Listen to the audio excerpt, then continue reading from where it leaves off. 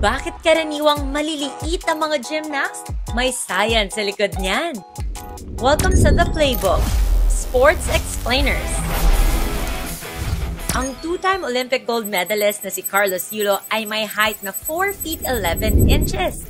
Maliit kumpara sa average height ng isang Pinoy na 5 feet 4 inches. Ganyan din ang 7-time Olympic gold medalist na si Simone Biles na nasa 4 feet 8 inches ang tangkad. Maliit sa pangkaraniwang height ng mga Amerikanong babae. Dito pumapasok ang konsepto ng angular velocity o kung gaano kabilis umikot ang isang bagay sa paligid ng axis. Para tumaas ang angular velocity, kailangan mong bawasan ang tinatawag na moment of inertia. Ito ang resistance ng katawan sa pag-ikot.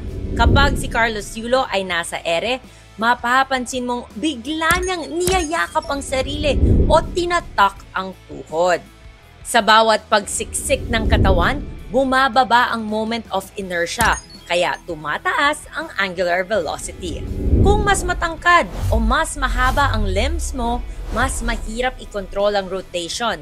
Kailangan ng mas maraming energy para umikot. Ibig sabihin, mas maliit ang katawan equals mas mababang moment of inertia. Kaya mas napapabilis ang ikot. May factor din ang muscle-to-weight ratio. Maliliit ang mga gymnast pero sobrang lakas nila.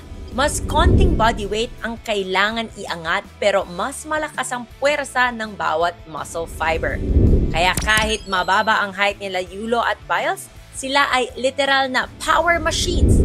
Perfect balance ng strength at agility.